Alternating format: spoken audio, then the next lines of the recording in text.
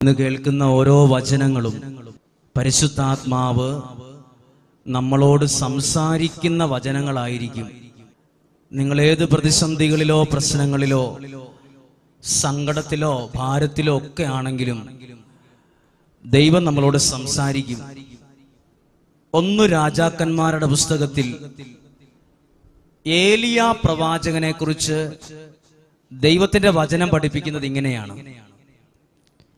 ഏലിയ പ്രവാചകനോട് ദൈവം പറഞ്ഞു, നീ സറേഫാത്തിൽ ചെന്ന് ഒരു വിധവയുടെ അടുത്ത് പോയി താമസിക്കുക. അപ്പൊ ഈ വിധവയുടെ ഒരു പ്രത്യേകതയുണ്ട്.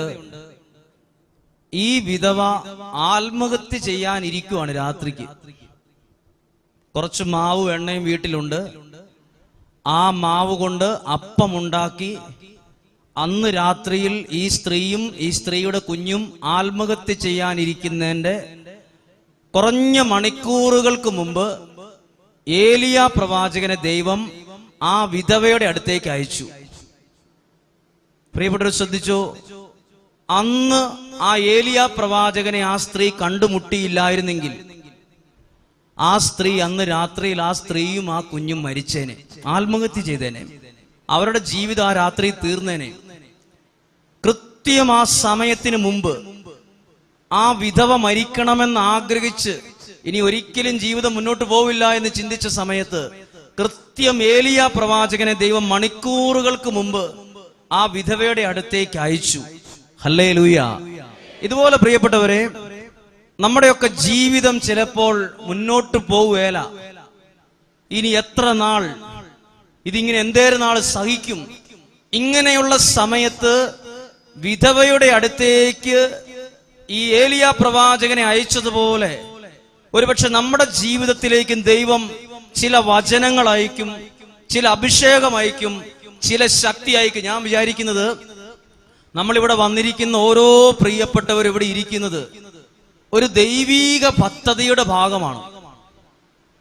ദൈവം തെരഞ്ഞെടുത്തു കൊണ്ടുവന്നിട്ടുള്ള ഒരു വലിയ നിയോഗത്തിലാണ് ഇവിടെ ഇത്രയും പേരിയ്ക്കുന്നുണ്ടെങ്കിൽ ഓരോരുത്തരും ആയിരിക്കുന്നത്. നിങ്ങളുടെ ജീവിതത്തെ ദൈവം പിടിച്ചുയർത്താൻ, കൈ പിടിച്ച് രക്ഷിക്കാൻ ആഗ്രഹിക്കുന്ന ഒരു ദൈവീക നിയോഗം നിങ്ങളുടെ മേലുണ്ട്. പറഞ്ഞേ ഹല്ലേലൂയ. അവർക്ക് പറയാം ഹല്ലേലൂയ.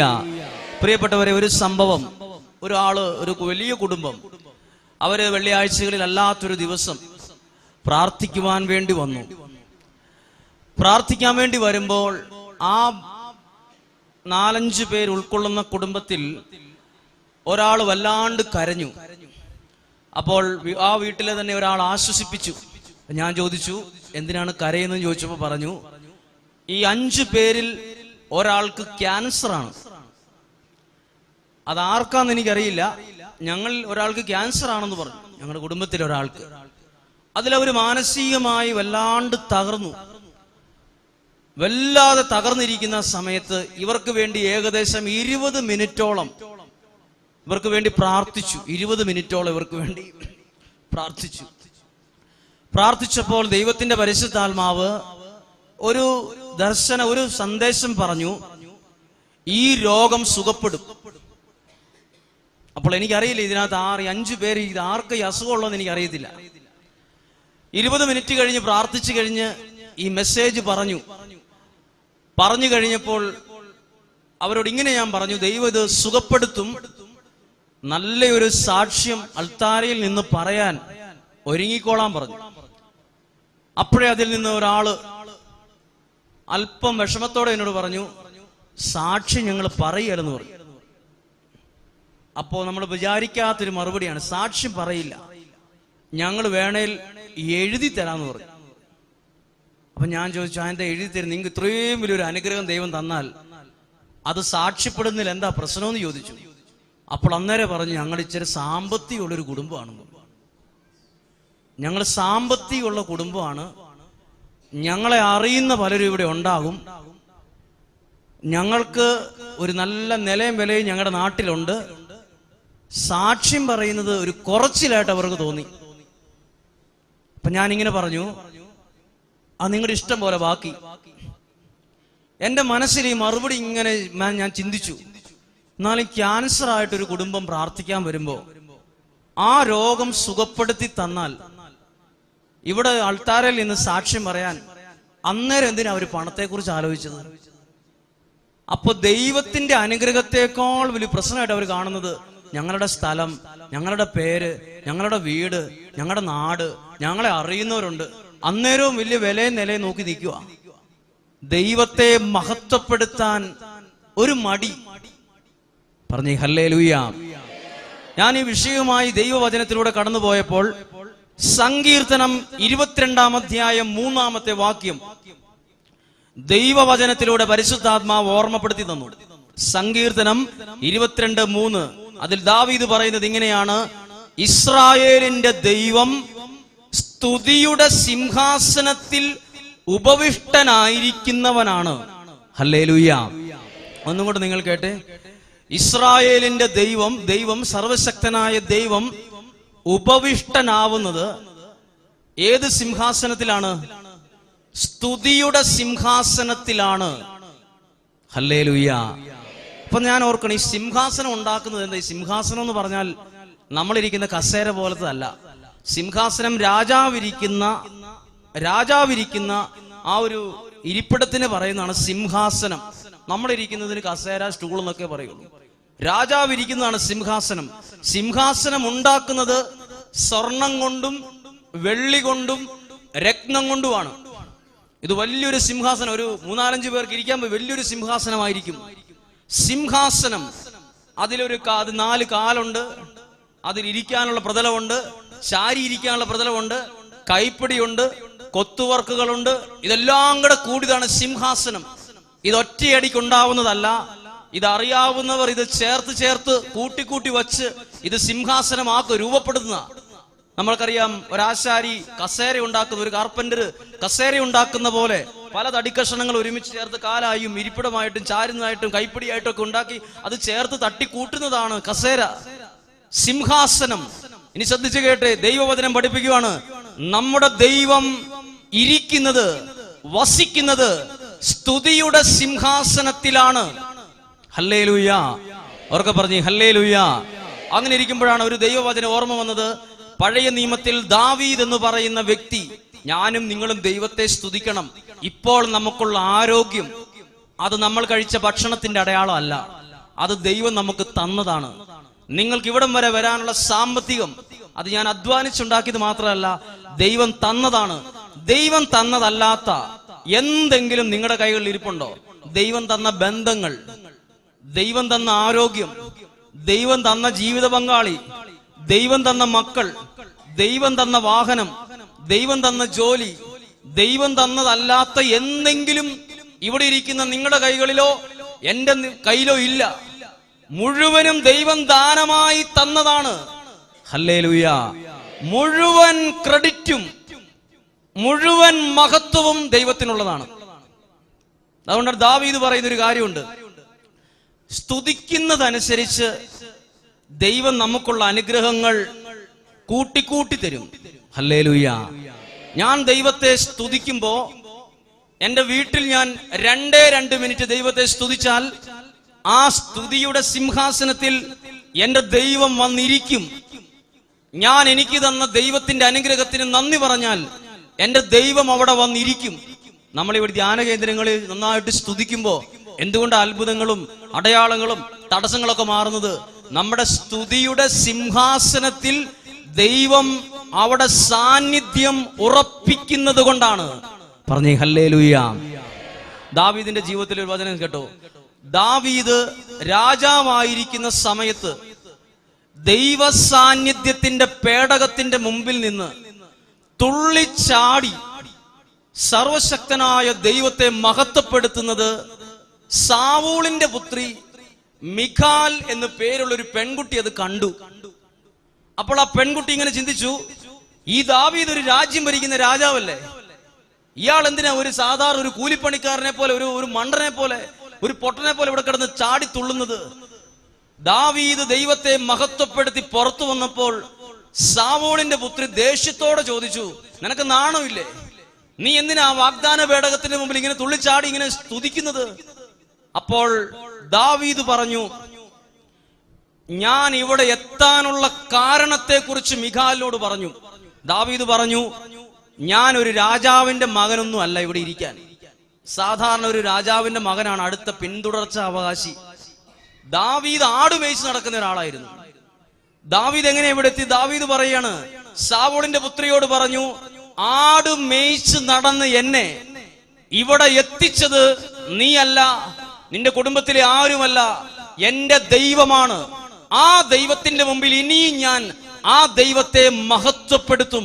എന്നെ ഇവിടം വരെ എത്തിച്ചത് എന്റെ ദൈവമാണ് എന്നും പറഞ്ഞ് ദാവീദ് ദൈവത്തെ സ്തുതിച്ചപ്പോൾ ദാവീദിനെ ഓർത്ത് ദൈവം സന്തോഷിച്ചു. ദാവീദിനെ ദൈവം ഇരട്ടിയായി അനുഗ്രഹിച്ചു എന്ന് വിശുദ്ധ ഗ്രന്ഥം പഠിപ്പിക്കുന്നു. അവർക്ക് പറഞ്ഞു ഹല്ലേലൂയ. ഒരു കരം ഉയർത്തി ചേർന്ന് പറയാം, ഹല്ലേലൂയ, ഹല്ലേലൂയ. കരങ്ങൾ താഴ്ത്താം. നമുക്ക് ദൈവം നൽകിയ അനുഗ്രഹത്തിന് നന്ദി പറയണം. നമുക്ക് ദൈവം നൽകിയ അനുഗ്രഹത്തെക്കുറിച്ച് നമ്മൾ ചമ്മലോടെ നാണത്തോടെ ഇരിക്കരുത്.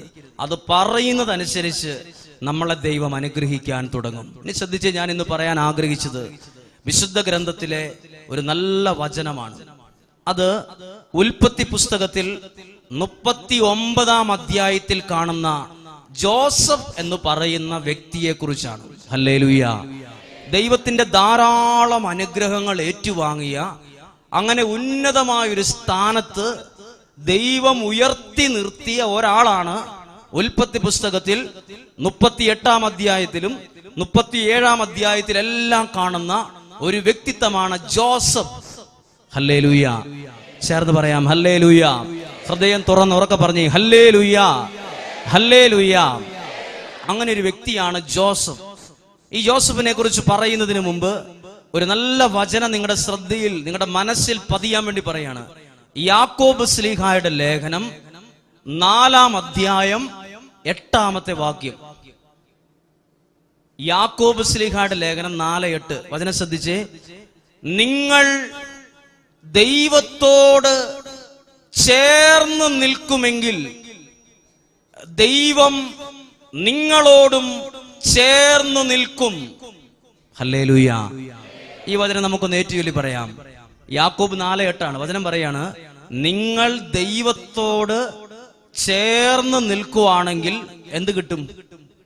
ദൈവം നമ്മളോടും ചേർന്ന് നിൽക്കും. ഇത് വലിയൊരു വാഗ്ദാനമാണ്. ഈ വചനം നമുക്കൊന്ന് പറയാൻ പോവാണ്. നമുക്ക് ഏറ്റുചൊല്ലി പറയാം, നിങ്ങൾ ദൈവത്തോട് ചേർന്ന് നിന്നാൽ അവിടുന്ന് നിങ്ങളോടും ചേർന്ന് നിൽക്കും. ഹല്ലേലൂയ. ഇനി നിങ്ങൾ എന്ന വാക്ക് ഉപയോഗിച്ച് എന്നെന്ന് കൂട്ടി പറയാണ്, നമ്മൾ ഓരോരുത്തരെ കൂട്ടി പറയണം. നമുക്ക് അങ്ങനെ പറയാം, ഞാൻ എന്റെ ദൈവത്തോട് ചേർന്ന് നിന്നാൽ എന്റെ ദൈവം എന്നോടും എന്റെ കുടുംബത്തോടും ചേർന്ന് നിൽക്കും. പറഞ്ഞേ ഹല്ലേലൂയ, ഹല്ലേലൂയ. ഈ വചനം ഒന്നും കൂടെ ശ്രദ്ധിച്ചേ. വചനം പഠിപ്പിക്കുകയാണ്, നിങ്ങൾ ദൈവത്തോട് ചേർന്ന് നിൽക്കണം. ഇപ്പോൾ കൃഷി ചെയ്യുന്ന ഒരാളാണ്, കർഷകനായ ഒരാളാണെങ്കിലോ, കർഷകനായ ഒരു വ്യക്തി ദൈവത്തോടാണ് ചേർന്ന് നിൽക്കുന്നതെങ്കിൽ എന്ത് പറ്റും? എന്ത് കിട്ടും? ആ വ്യക്തി കൃഷി ചെയ്യുന്ന സകല അധ്വാനങ്ങളോടും ആര് ചേർന്ന് നിൽക്കും? ദൈവം ചേർന്ന് നിൽക്കും. ദൈവത്തിന്റെ സകല നന്മയും സംരക്ഷണവും ആ വ്യക്തിയോട് ചേർന്ന് നിൽക്കും. ഹല്ലേലൂയ. ബിസിനസ് നടത്തുന്ന ഒരാളാണ് ദൈവത്തോട് ചേർന്ന് നിൽക്കുന്നെങ്കിലോ, അയാളുടെ ബിസിനസിന്റെ കൂടെ സർവശക്തനായ ദൈവവും ചേർന്ന് നിൽക്കും. ഇത് എല്ലാരും ചേർന്ന് നിൽക്കില്ല. ചില ആൾക്കാർ പറയാറുണ്ട്, അല്ലെ ചിലർ പറയും, അയാൾ വലിയൊരു പൈസയുള്ള ആളാ, അയാളോട് ചേർന്ന് നിന്ന് കഴിഞ്ഞാൽ ജീവിതം ഇച്ചിരി പച്ച പിടിക്കുന്നു. നമ്മൾ ഈ ലോകത്തിലെ ആരെയും കണ്ടിട്ട് അയാളോട് ചേർന്ന് നിന്നാൽ കാര്യം നടക്കുമെന്ന് വിചാരിച്ചാൽ യാതൊരു നിർബന്ധവുമില്ല ആ വ്യക്തി നമ്മളോട് ചേർന്ന് നിൽക്കുമെന്ന് ഒരു പ്രതീക്ഷയും വേണ്ട. പക്ഷെ ദൈവത്തിൽ ഒരു കാര്യം ഉറപ്പാണ്, ഞാൻ എൻ്റെ ജീവിതം കൊണ്ട് എന്റെ ദൈവത്തോട് ചേർന്ന് നിന്നാൽ എന്റെ ദൈവവും എന്നോടും എന്റെ കുടുംബത്തോടും ചേർന്ന് നിൽക്കും. ഉറക്കെ പറഞ്ഞേ ഹല്ലേലൂയ, ഹല്ലേലൂയ. വചനം പഠിപ്പിക്കുകയാണ്, അങ്ങനെയാണെങ്കിൽ ഉൽപ്പത്തി പുസ്തകം 37-ാം അധ്യായത്തിൽ കാണുന്ന ജോസഫിന്റെ പ്രത്യേകത ഇതാണ്: ദൈവത്തോട് വിശ്വസ്തയോടെ ചേർന്ന് നിന്ന ഒരാളാണ് ജോസഫ്. പറഞ്ഞേ ഹല്ലേലൂയ. ഇനി നിങ്ങളോടും എന്നോടും ദൈവം ചോദിക്കും. ഇനി നിങ്ങൾ മനസാക്ഷിയോട് ചോദിച്ചു നോക്ക്, ഞാൻ എൻ്റെ ദൈവത്തോട് ചേർന്ന് നിൽക്കുന്ന ഒരാളാണോ അല്ലയോ?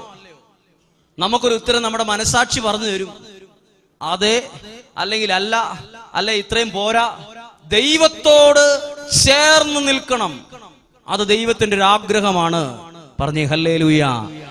പഴയ നിയമത്തിൽ കാണുന്ന ജോസഫിന്റെ പ്രത്യേകതയെ കുറിച്ച് പറയുന്നത്, ജോസഫ് ദൈവത്തോട് ചേർന്ന് നിന്ന ഒരാളാണ്. ഇനി ശ്രദ്ധിച്ചോ, ജോസഫ് ഒരു സ്വപ്നം കണ്ടു. 2 സ്വപ്നങ്ങളാണ് കണ്ടത്. ഒന്നാമത്തെ സ്വപ്നം ഇതാണ്: ജോസഫ് പാടത്ത് പണിയെടുത്തോണ്ടിരിക്കുമ്പോൾ, ജോസഫിന്റെ കൂടപ്പിറപ്പുകൾ ഒപ്പം പണിയെടുത്തോണ്ടിരിക്കുമ്പോൾ നെല്ല് അല്ലെങ്കിൽ ഗോതമ്പ് കൊയ്തെടുത്ത് കറ്റി അടുക്കി വെച്ചു. സ്വപ്നം ഇതാണ്: ജോസഫ് നേരം വെളുത്തപ്പോൾ സഹോദരന്മാർ പറയാണ്, ഞാനൊരു സ്വപ്നം കണ്ടു. ആ സ്വപ്നത്തിൽ ഇങ്ങനെ ഒരു ദർശനമാണ് കണ്ടത്. ഞാൻ കൊയ്തെടുത്ത കറ്റ മാത്രം ഇങ്ങനെ ചാഞ്ഞു നിൽക്കാതെ എഴുന്നേറ്റ് നിൽക്കുന്നത് ഞാൻ കണ്ടു. നിങ്ങൾ കൊയ്തു വച്ച പല കറ്റകളും ഇങ്ങനെ താന്നു നിന്ന് കുമ്പിട്ട് ആരാധിക്കുന്നത് കണ്ടു എന്ന് പറഞ്ഞു. അപ്പോൾ സഹോദരന്മാർ അസൂയോടെ ചോദിച്ചു, ഞങ്ങളെല്ലാം നിന്റെ മുമ്പിൽ കുമ്പിട്ട് നിൽക്കുമെന്നാണോ നീ ഉദ്ദേശിക്കുന്നതെന്ന് ചോദിച്ചു. ജോസഫ് അതിന് മറുപടി പറഞ്ഞില്ല. രണ്ടാമത് ജോസഫ് ഒരു സ്വപ്നം കണ്ടു. സൂര്യനും ചന്ദ്രനും 12 നക്ഷത്രങ്ങളും ജോസഫിന്റെ മുമ്പിൽ കുമ്പിട്ട് നിൽക്കുന്ന ഒരു ദർശനം കണ്ടിത് പറഞ്ഞു. അപ്പോഴും സഹോദരന്മാർ ചോദിച്ചു, ഞങ്ങളെല്ലാം നിന്റെ മുമ്പിൽ ഇങ്ങനെ ഓച്ചാനിച്ച് നിൽക്കുമെന്നാണോ നീ പ്രതീക്ഷിക്കുന്നത്? ഇനി ശ്രദ്ധിക്കണേ, ജോസഫ് ഇങ്ങനെ ഒരു സ്വപ്നം കണ്ടു. ഇത് ജോസഫിനെ കുറിച്ചുള്ള ഒരു വാഗ്ദാനമാണ്. എന്താണ് വാഗ്ദാനം? ജോസഫ് ദൈവത്താൽ ഇന്നല്ലെങ്കിൽ നാളെ ഉയർത്തപ്പെടുമെന്നുള്ള ഒരു സന്ദേശമാണ് ഈ സ്വപ്നത്തിലൂടെ കൊടുത്തത്. ഇനി ശ്രദ്ധിക്കണം, ജോസഫ് ഉയരാതിരിക്കാൻ വേണ്ടി കൂടപ്പിറപ്പ് സഹോദരങ്ങൾ പറ്റാവുന്ന പണി മുഴുവൻ എടുത്തു. ഈ ഒരൊറ്റ കാര്യം എല്ലാവരും ശ്രദ്ധിക്കണം. ദൈവത്തോട് ചേർന്ന് നിന്നാൽ കിട്ടുന്ന ഒരു വലിയ അനുഗ്രഹമാണിത്. എന്നറിയോ, ജോസഫ് എന്ന വ്യക്തിയെ ദൈവം നല്ലൊരു ഭാവിയാണ് ജോസഫിന് ഒരുക്കി വെച്ചിരുന്നത്. അതാണ് ഈ സ്വപ്നത്തിലൂടെ ഈ ജോസഫ് കണ്ടത്. ഈ ഭാവിയെ അടിച്ച് തകർക്കാൻ വേണ്ടി കൂടപ്പിറപ്പ് തന്നെ ഒരുപാട് പണിയെടുത്തു.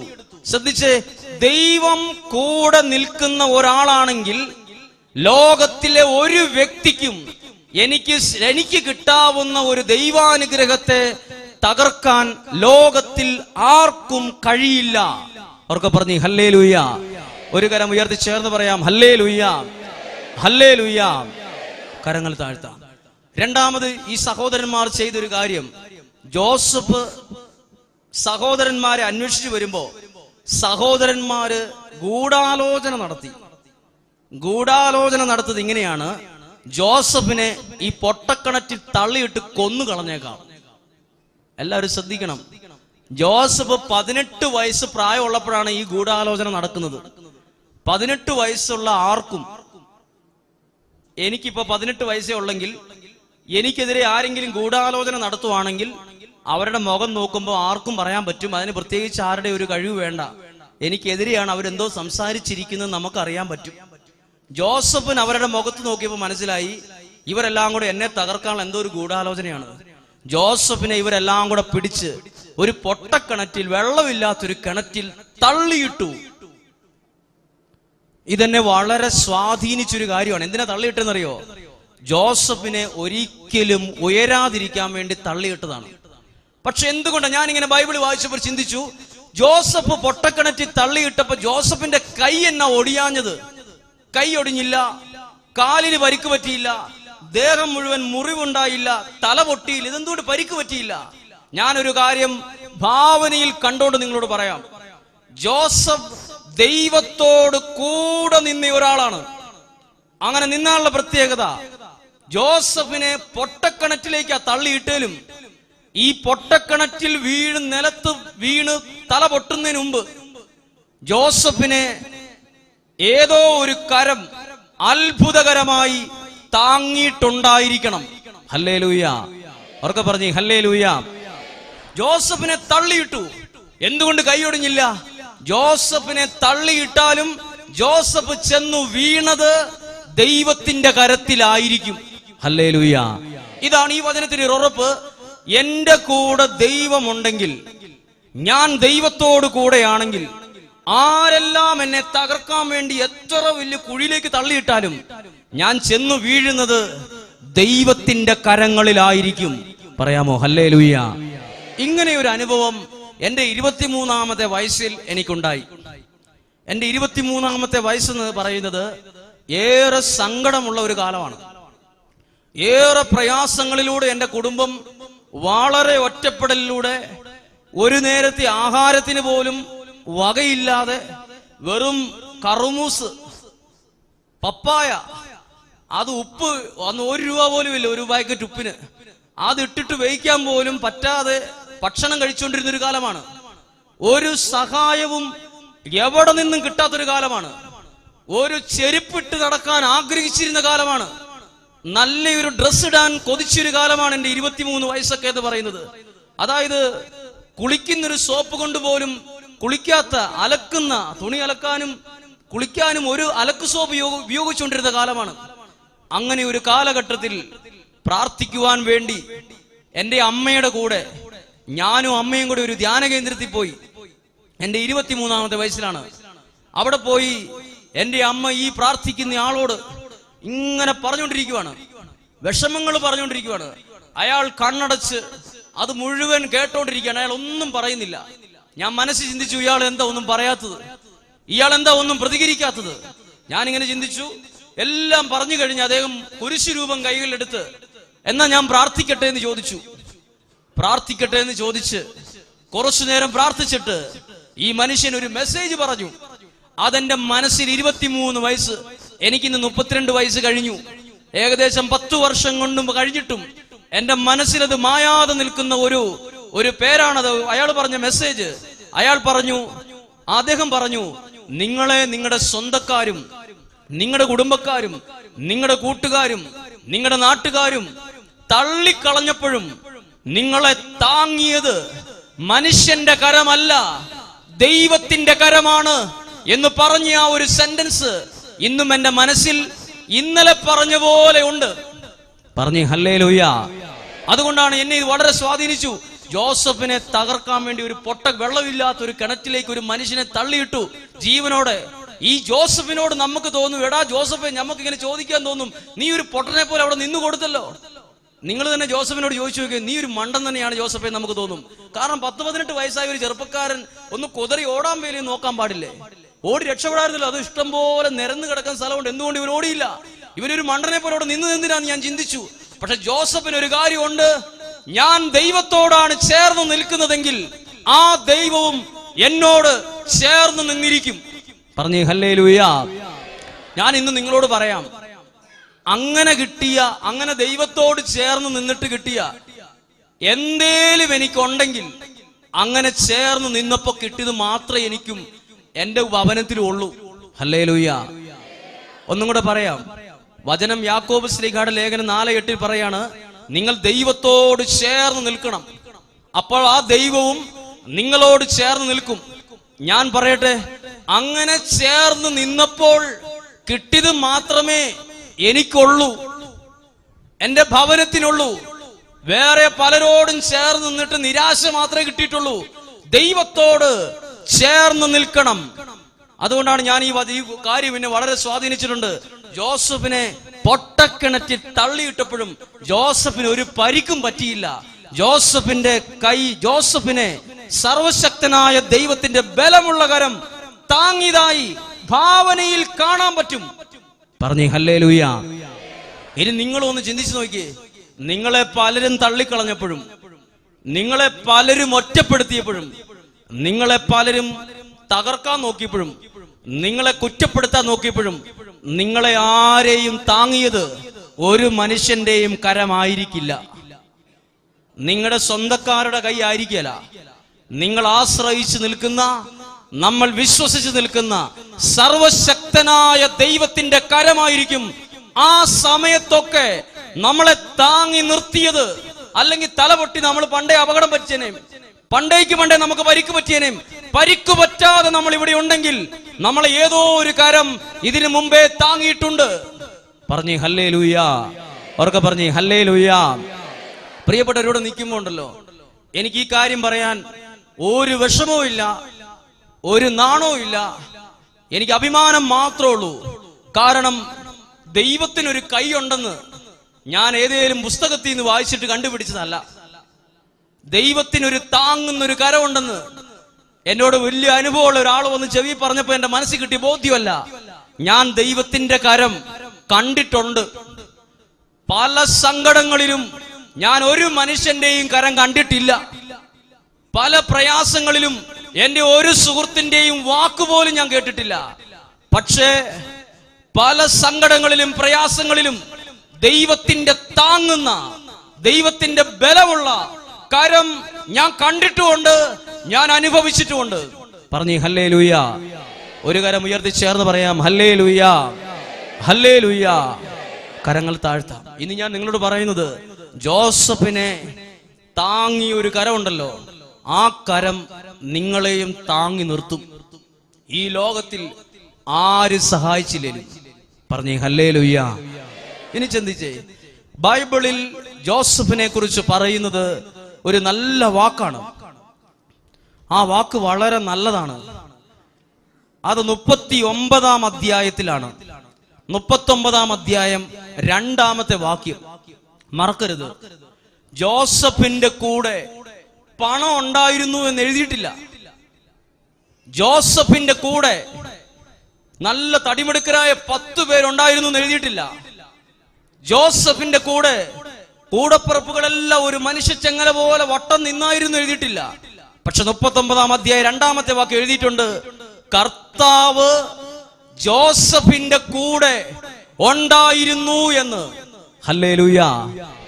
ഈ ഒറ്റ ബോധ്യത്തോടുകൂടെ നിങ്ങൾ ഈ ആദ്യ വെള്ളിയാഴ്ച നിറഞ്ഞു പോണം. എന്നറിയ ബോധ്യം? എന്റെ ദൈവം എന്നോടുകൂടെ ഉണ്ട്. ജോസഫിനെ കുറിച്ച് പറഞ്ഞിരിക്കുവാണ്, ജോസഫിന്റെ കൂടെ ദൈവമുണ്ടായിരുന്നു, ജോസഫിന്റെ കൂടെ കർത്താവ് ഉണ്ടായിരുന്നു. പറഞ്ഞേ ഹല്ലേലൂയ. ഒരു പ്രത്യേകതയുണ്ട് കേട്ടോ, ദൈവം കൂടെയുണ്ട്, ഭയങ്കര പ്രത്യേകതയുണ്ട്. ദൈവം എന്റെ കൂടെ ഉണ്ടെങ്കിൽ ഒരുപാട് പ്രത്യേകതകളുണ്ട്. ദൈവം നിങ്ങളുടെ കൂടെ ഉണ്ടെങ്കിൽ നിങ്ങൾക്ക് അതിൻ്റെതായ അനുഭവങ്ങൾ ധാരാളം ഉണ്ടാവും. ദൈവം നിങ്ങളുടെ കുടുംബത്തിൽ നിങ്ങളോട് കൂടെ ഉണ്ടെങ്കിൽ അതിന് പറയാൻ പറ്റത്തില്ല, അതിനേക്കാൾ അനുഗ്രഹങ്ങൾ നിങ്ങൾ ഏറ്റുവാങ്ങിക്കൊണ്ടിരിക്കും. ശ്രദ്ധിച്ച ഒരു അനുഭവം നിങ്ങളോട് പറയാണ്. ഒരു തകർന്ന് തരിപ്പണമായി പോയ ഒരു കുടുംബം, മദ്യപാനം, ആത്മഹത്യ, ഇതെല്ലാം നടന്നിട്ടുള്ളതും നടന്നുകൊണ്ടിരിക്കുന്നതുമായ മനുഷ്യബുദ്ധിയിൽ തകർന്നടിഞ്ഞു പോയൊരു കുടുംബം. അപ്പോഴാണ് ആ വീട്ടിലെ മൂത്ത മകന് കല്യാണാലോചന വരുന്നത്. കല്യാണാലോചന വരുമ്പോ ഒട്ടുമിക്ക നാട്ടുകാരും അറിയാവുന്നവരൊക്കെ പറഞ്ഞു, നിങ്ങൾ കല്യാണം ആലോചിച്ച് വന്നതാണോ? അതെ. അങ്ങനെയാണ് നിങ്ങളൊരു കാര്യം ചെയ്തോ, നിങ്ങളുടെ മകളെ തല്ലിക്കൊന്ന് നിങ്ങൾ ആ തെങ്ങിൻചോട്ടിൽ തന്നെ ഇട്ടു, അവനെ കൊണ്ട് കെട്ടിച്ചേക്കരുത്. ആ തെങ്ങിന് 10 കായലും ഉണ്ടാവും. നിങ്ങളുടെ മകളെ തല്ലിക്കൊന്നിട്ടാൽ ആ വളം കൊണ്ട് 10 തേങ്ങ കായ്ക്കും. പക്ഷെ അവനെ കൊണ്ട് കെട്ടിച്ചേക്കരുത്. ഞങ്ങളിത് പറഞ്ഞതേ ഉള്ളൂ, നിങ്ങളോടൊരു സ്നേഹമുള്ളോണ്ട്. ഇങ്ങനെയെല്ലാം പറഞ്ഞ് കല്യാണം മുടക്കി കളഞ്ഞു. ഇവൻ നല്ല ദൈവം കൂടെയുള്ള നല്ലൊരു പ്രാർത്ഥിക്കുന്ന ഒരു മനുഷ്യനാണ്. ഇവൻ എല്ലാ കാര്യവും പ്രാർത്ഥിച്ചിട്ടേ ചെയ്യുള്ളൂ. പക്ഷെ ഇവന്റെ അപ്പം കടുത്തൊരു മദ്യപാനിയാണ്. ഇവന്റെ കുടുംബത്തിൽ ആത്മഹത്യകൾ നടന്നിട്ടുണ്ട്. അതെല്ലാം ഈ കുടുംബത്തിൽ നാട്ടിൽ മുഴുവൻ ഇങ്ങനെ ഒരു പ്രത്യേക രീതിയിലുള്ള സംസാരം. അങ്ങനെ ഈ കുടുംബത്തിലേക്ക് മനുഷ്യൻ പല തടസ്സങ്ങൾ സൃഷ്ടിച്ചിട്ടും ഒരു വിവാഹാലോചന വന്നു. അവർക്ക് ഇഷ്ടപ്പെട്ടു, ആ കല്യാണം നടന്നു. ഈ കുടുംബത്തിലേക്ക് വന്നു കയറിയ പെൺകുട്ടി ശരിക്കും ഒരു പ്രാർത്ഥനാക്കാരന്റെ, ഒരു ഇടവകയിലെ പ്രാർത്ഥനാ ഗ്രൂപ്പിന്റെ നേതൃത്വം വഹിക്കുന്ന ഒരു ചേട്ടന്റെ മകളാണ്. വലിയ എടുത്തു പറയത്തക്ക വിദ്യാഭ്യാസ യോഗ്യതകളൊന്നുമില്ല. പക്ഷെ ആ പെൺകുട്ടി ഈ വീട്ടിലേക്ക് കയറി വിവാഹത്തിലൂടെ ഈ കുടുംബത്തിലെ ഒരാളായി, ഒരു അംഗമായി. അതിനുശേഷം ഈ കുടുംബം മുഴുവൻ, ഈ കുടുംബത്തിന്റെ അന്തരീക്ഷം മുഴുവൻ വല്ലാണ്ട് മാറി മറഞ്ഞു. അപ്പോൾ അയൽവാസികളെല്ലാം ഇങ്ങനെയാ വിധി എഴുതിയത്, ഈ കല്യാണമൊന്നും ഒത്തിരി നാൾ മുന്നോട്ട് പോവുകയില്ല, ഇതൊക്കെ തല്ലിപ്പിരിഞ്ഞു പോവുകയുള്ളൂ, ഇത് വിവാഹമോചനത്തിൽ എത്തുകയുള്ളൂ, അങ്ങനെയാവുള്ളൂ, ഇങ്ങനെയാവുള്ളൂ എന്നൊക്കെ പറഞ്ഞു. പക്ഷെ ഒരു കാര്യം പറയാം, അതേ നാവ് കൊണ്ട് തന്നെ ആൾക്കാർ മാറ്റി പറഞ്ഞൊരു കാര്യം പറയാം, ഈ വന്നു കയറിയ പെൺകുട്ടി, ഈ വീട്ടിലെ മൂത്ത മകൻ കല്യാണം കഴിച്ച വ്യക്തി ജോസഫിനെ കുറിച്ച് പറഞ്ഞ പോലെ ദൈവം കൂടെ ഉണ്ടായിരുന്ന ഒരു പെൺകുട്ടിയാണ്. ദൈവം കൂടെയുള്ള ഒരാളാണ്. ആ വീട്ടിൽ ഈ പെൺകുട്ടി കാല് കുത്തിയത് മുതൽ ആ കുടുംബത്തിൽ സന്ധ്യാപ്രാർത്ഥനയായി, ആ കുടുംബത്തിൽ ദേവാലയത്തിൽ പോകുന്ന ഒരു കൃത്യത വരാൻ തുടങ്ങി. അവിടെ എല്ലാം കൊണ്ടും ഒരു 1.5 വർഷം കൊണ്ട് ഒരു അടുക്കും ചിട്ടയും നല്ലൊരു അനുഗ്രഹമുള്ള ഒരു കുടുംബമായിട്ട് മാറി. അതിനെക്കുറിച്ച് ആ വീട്ടിലെ അമ്മച്ചി പറയുന്നത് ഇങ്ങനെയാണ്: എന്റെ മൂത്ത മകൻ വിവാഹം കഴിച്ചു കൊണ്ടുവന്ന ഈ പെൺകുട്ടി ദൈവമുള്ള ഒരു പെൺകുട്ടിയാണ്, ദൈവാനുഗ്രഹമുള്ള ഒരു കുട്ടിയാണ്, ദൈവം കൂടെയുള്ള ഒരാളാണ്. അവർക്ക് പറഞ്ഞു ഹല്ലേലൂയ. പ്രിയപ്പെട്ടവരെ ശ്രദ്ധിച്ചോ, ദൈവം കൂടെയുണ്ടെങ്കിൽ അവിടെ ഒരു പ്രത്യേക അന്തരീക്ഷം രൂപപ്പെടും. ദൈവം കൂടെയുണ്ട്, അത് ഏറ്റവും വലിയ ഭാഗ്യമാണ്. ദൈവം കൂടെ ഉണ്ടായിരുന്നു. അവർക്ക് പറഞ്ഞു ഹല്ലേലൂയ. ദൈവം കൂടെ ഉണ്ടായിരുന്നത് കൊണ്ട് സംഭവിച്ച 3 അനുഗ്രഹങ്ങളെ കുറിച്ച് പറയുകയാണ്. 39-ാം അധ്യായം 5-ാമത്തെ വാക്യം, 5ഉം 6ഉം വാക്യങ്ങൾ ശ്രദ്ധിക്കണേ. ജോസഫിനെ ഓർത്ത് കർത്താവ് അവന്റെ വീടിനെ അനുഗ്രഹിച്ചു. ഒരിക്കൽ കൂടി കേട്ടെ. ജോസഫിന്റെ പ്രത്യേകത, ജോസഫ് ബുദ്ധിയുള്ളവനായിരുന്നു, പൈസയുള്ളവനായിരുന്നു നല്ല എഴുതിയിരിക്കുന്നത്. ജോസഫ് കർത്താവ് കൂടെയുള്ള ഒരാളാണ്. ജോസഫിനെ കുറിച്ച് എഴുതിയിരിക്കുന്നത് ഇങ്ങനെയാണ്: ദൈവം അവന്റെ കൂടെ ഉള്ളതുകൊണ്ട്. എന്താ എഴുതിയിരിക്കുന്നത്? ജോസഫിനെ ഓർത്ത് അവന്റെ വീടിനെ ദൈവം അനുഗ്രഹിക്കാൻ തുടങ്ങി. ഹല്ലേലൂയ. അപ്പൊ ശ്രദ്ധിച്ചു നോക്കിയേ, നിങ്ങൾ ശ്രദ്ധിച്ചു നോക്കിയേ, ഇവിടെ ഇരിക്കുന്ന ഓരോ വ്യക്തികളെ ഓർത്ത്, ഇവിടെ ഇരിക്കുന്ന ഒരു അപ്പച്ചനെ ഓർത്ത്, ഇവിടെ ഇരിക്കുന്ന ഒരു അമ്മച്ചിയെ ഓർത്ത്, ഇവിടെ ഇരിക്കുന്ന ഒരു യുവാവിനെ ഓർത്ത്, ഇവിടെ ഇരിക്കുന്ന ഒരു യുവതിയെ ഓർത്ത് ദൈവം നിങ്ങളുടെ വീടിനെ അനുഗ്രഹിക്കാൻ തുടങ്ങിയാൽ അത് നിസ്സാരമല്ല. പറഞ്ഞേ ഹല്ലേലൂയ. എന്താ എഴുതി നോക്കി എഴുതിയിരിക്കുന്നത്? നമുക്ക് അത്ഭുതം തോന്നും. ജോസഫിനെ ഓർത്ത് ദൈവം അവന്റെ വീടിനെ അനുഗ്രഹിക്കാൻ തുടങ്ങി. ഞാനൊരു കാര്യം പരിശുദ്ധാത്മാവിൽ പറയാം. നിങ്ങളെ ഓർത്ത്, നിങ്ങൾ ഇന്ന് 9 മണി മുതൽ 1:30 വരെ ഇവിടെ ഇരിക്കുമല്ലോ, ഈ കസേരയിൽ ഇരിക്കുകയല്ലേ, ഇവിടെ ഇരുന്ന് ദൈവത്തെ മഹത്വപ്പെടുത്തില്ലേ, ഇവിടെ പരിശുദ്ധ കുർബാനയെ പങ്കെടുക്കുകയല്ലേ? നിങ്ങളെ ഓർത്ത് നിങ്ങളുടെ ജീവിത പങ്കാളിയെ ദൈവം അനുഗ്രഹിക്കും. നിങ്ങളെ ഓർത്ത് നിങ്ങളുടെ വീടിനെ ദൈവം അനുഗ്രഹിക്കും. നിങ്ങളെ ഓർത്ത് നിങ്ങളുടെ മക്കളെ ദൈവം അനുഗ്രഹിക്കുകയല്ലെന്ന് ആര് കണ്ടു? നമ്മളെ ഓർത്ത് നമ്മുടെ ദേശത്തെ ദൈവം അനുഗ്രഹിക്കും. പറഞ്ഞേ ഹല്ലേലൂയ. അവർക്ക് പറഞ്ഞേ ഹല്ലേലൂയ. ഒരു കരം ഉയർത്തി ചേർത്ത് പറയാം ഹല്ലേലൂയ, ഹല്ലേലൂയ. ഒന്നാമത്തെ കാര്യം കേട്ടു, ജോസഫിനെ ഓർത്ത് ദൈവം ആ വീടിനെ അനുഗ്രഹിച്ചു. രണ്ടാമത്തെ അനുഗ്രഹം, ജോസഫിനെ ഓർത്ത് അവന്റെ വീട്ടിലും അവന്റെ വയലിലും എല്ലാറ്റിന്റെ മേലും കർത്താവിന്റെ അനുഗ്രഹം ഉണ്ടായി. എവിടെയൊക്കെയാണ്? അവന്റെ വീടൊന്ന്, 2 വയല്, അവന്റെ സാമ്പത്തിക മേഖല. മൂന്നാമത്തെ വാക്ക്, എല്ലാറ്റിന്റെ മേലും. പറഞ്ഞേ ഹല്ലേലൂയ. ശ്രദ്ധിച്ച്, നമ്മളെ ഓർത്ത് നമ്മുടെ ചുറ്റുപാട് മുഴുവൻ അനുഗ്രഹിക്കുന്ന ഒരു ദൈവമാണ് നമ്മുടെ ദൈവം. നമ്മളെ ഓർത്ത്, ആ ഓർക്കാൻ ഒറ്റ കാരണമുള്ളൂ, ജോസഫ് ദൈവത്തോട് കൂടെ നിന്നയാളാണ്. പറഞ്ഞേ ഹല്ലേലൂയ. നിങ്ങൾ ദൈവത്തോട് ചേർന്ന് നിൽക്കുവിൻ. ഇനി ദൈവത്തോട് ചേർന്ന് നിൽക്കുന്നത് നിസ്സാരമല്ല. തൊട്ടയൽവാസി കളിയാക്കും, ഒപ്പം നിന്ന് പഠിച്ചവൻ കളിയാക്കും, ഒപ്പം നമ്മളോട് മിണ്ടുന്നവൻ നമ്മളെ കൊള്ളിച്ചു പറയും, എല്ലാരും കളിയാക്കും. ദൈവത്തോട് ചേർന്ന് നിൽക്കുമ്പോ നമ്മുടെ അയൽവാസികൾ കുറ്റപ്പെടുത്താൻ തുടങ്ങും, നമ്മുടെ നാട്ടുകാർ കുറ്റപ്പെടുത്താൻ തുടങ്ങും, നമ്മുടെ അധികാരികൾ കുറ്റപ്പെടുത്താൻ തുടങ്ങും, നമ്മുടെ താഴെയുള്ളവർ കുറ്റപ്പെടുത്താൻ തുടങ്ങും, ഇന്ന് വരെ കുറ്റം പറയാത്തവൻ വരെ കുറ്റം പറയാൻ തുടങ്ങും. പക്ഷെ ഒരു കാര്യം, ദൈവം കൂടെ ഉണ്ടെങ്കിൽ ദൈവം അവനോട് ചേർന്ന് നിൽക്കും.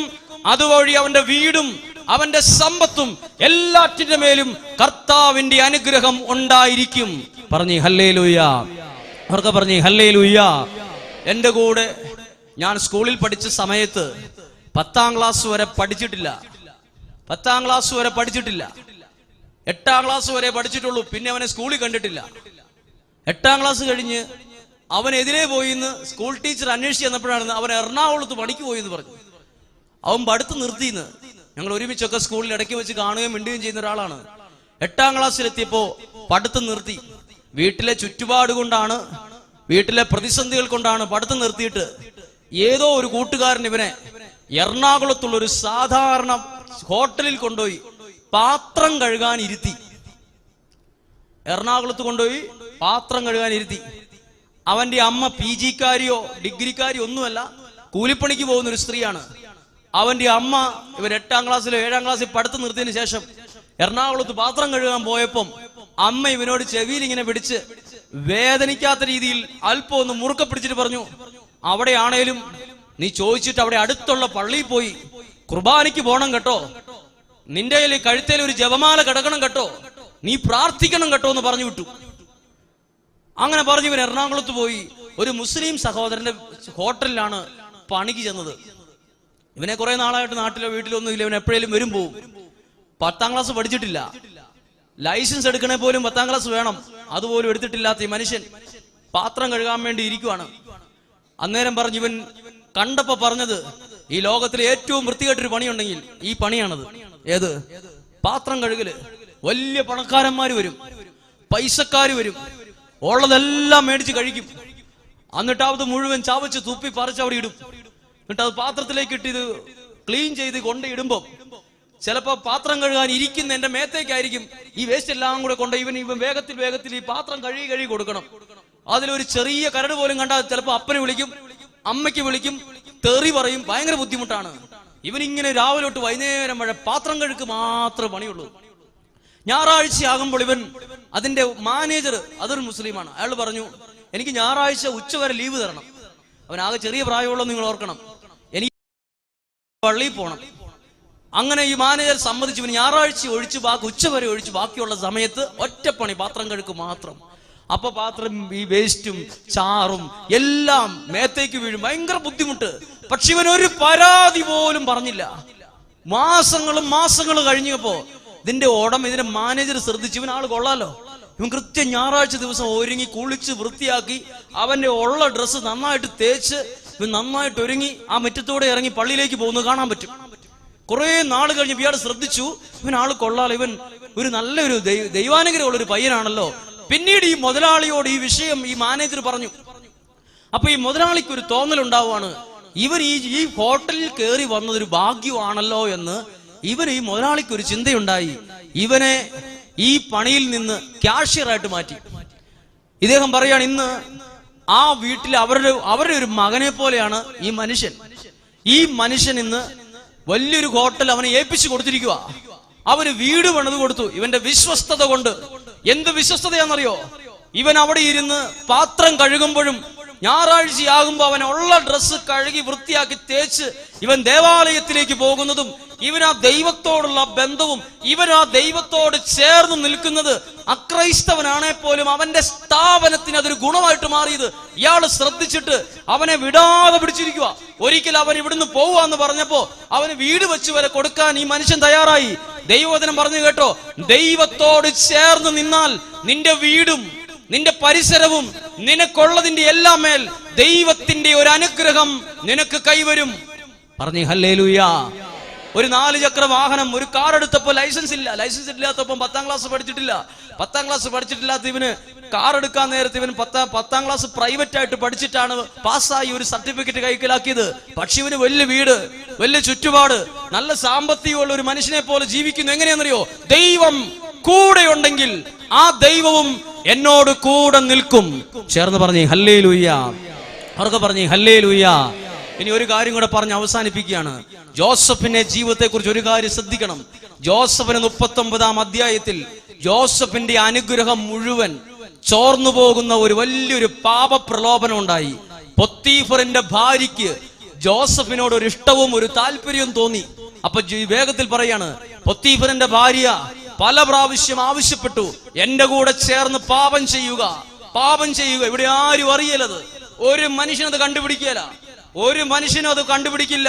നീ എന്നോട് സഹകരിക്കാൻ ആവശ്യപ്പെട്ടപ്പോ ജോസഫ് പറഞ്ഞു, എന്റെ ദൈവത്തിന് ഇഷ്ടമില്ലാത്തത് ഞാൻ ചെയ്യല എന്ന് ജോസഫ് പറഞ്ഞ് ദൈവസന്നിധിയിൽ വിശ്വസ്തയോടെ അവിടെ നിന്നു. ഹല്ലേലൂയ.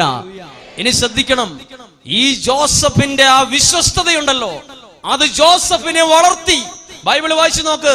39ാം അധ്യായത്തിൽ ജോസഫിന് വേണമെങ്കിൽ ഒരു മനുഷ്യ കുഞ്ഞു പോലും അറിയാതെ ഒരു തെറ്റ് ചെയ്യായിരുന്നു. ഞാൻ ഇങ്ങനെ ഭാവനയിൽ കണ്ടു, ജോസഫ് അങ്ങനെ ഒരു തെറ്റ് ചെയ്തായിരുന്നെങ്കിൽ 39-ാം അധ്യായം കൊണ്ട് ജോസഫിന്റെ സകല കാര്യങ്ങളും തീർന്നു പോയേനെ. ജോസഫിന് അവിടം കൊണ്ട് നിന്നേനേയും ജോസഫിന്റെ സകല അനുഗ്രഹങ്ങളും. എന്നാൽ ബൈബിൾ പഠിച്ചു നോക്കിക്കോ, 39-ാം അധ്യായത്തിൽ ഒരു പാപത്തിൽ വീഴാൻ ഒരു സാധ്യത വന്നപ്പോഴും ജോസഫ് വിശ്വസ്തയോടെ അവിടെ നിന്നു. എന്റെ ദൈവത്തിന് ഇഷ്ടമില്ലാത്തത് ഞാൻ ചെയ്യുകയില്ലെന്ന് പറഞ്ഞു. എന്താ സംഭവിച്ച ഗുണം? 42-ാം അധ്യായത്തിലേക്ക് വരുമ്പോ 41-ാം അധ്യായത്തിൽ ജോസഫിനെ ദൈവം ഒരു ഭരണാധികാരിയാക്കി മാറ്റി. പറഞ്ഞേ ഹല്ലേലൂയ. ഇനി നിങ്ങൾ ജോസഫ് ഒരു ഭരണാധികാരി ആയി എന്ന് പറയുമ്പോൾ സാധാരണ കാര്യമായിട്ട് കാണരുത്. നമ്മുടെ നാട്ടിൽ പോലും ഒരു സ്ഥാനത്തേക്ക് വരാൻ വേണ്ടി കുപ്പായം തുന്നിയിരിക്കുന്നവരും, അതിനുവേണ്ടി രാഷ്ട്രീയ കളി നടത്തുന്നവരും, അതിനുവേണ്ടി ഉൾക്കളികളും പാരവപ്പലും എല്ലാം വച്ചിട്ട് ഓരോരുത്തർ ഓരോ സ്ഥാനത്ത് കയറി പറ്റുന്നത്. നിങ്ങൾ നോക്കിക്കോ, ഒരാൾക്ക് ഒരു സ്ഥാനത്ത് എത്തിച്ചേരാൻ വേണ്ടി എന്തെല്ലാം കളി കളിക്കും, എന്തെല്ലാം നാണം കെട്ട ഏർപ്പാട് കളിക്കും.